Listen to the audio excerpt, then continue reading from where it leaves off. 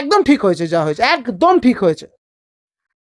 কি দেখবো, পুলিশকেই তো দেখলাম আমরা, পুলিশকে দেখেছি আমরা, মেসিকে দেখিনি আমরা, কিচ্ছু দেখা যায়নি। হতাশ আপনি বলে বুঝতে পারবেন না। 3 বছরের খাটনি আমার ওয়েট গেছে। আমি 15 বছর বয়স থেকে আমি টাকা জমিয়ে জমিয়ে জমিয়ে জমিয়ে দুর্গাপুজো কালী পুজো আমি স্কিপ করে আমি মেসিকে দেখতে এসেছিলাম।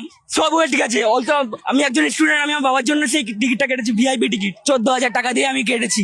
আমার সবকিছু ওয়েট গেল, ইমোশন নিয়ে খেলেছি, আর কিছু না।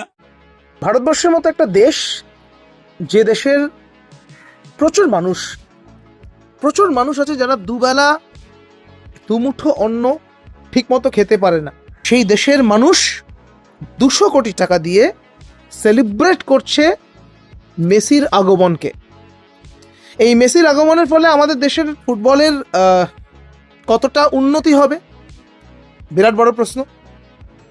আমরা আর কতদিন কত রকমভাবে নিজেদেরকে কিছু ব্যক্তিগত স্বার্থ এবং ব্যক্তিগত একদম লিমিটেড ইন্টেনশনকে বাঁচিয়ে রাখার জন্য আমরা বেঁচে থাকবো? একটু বলুন তো, আপনাদের কি ওপিনিয়ন?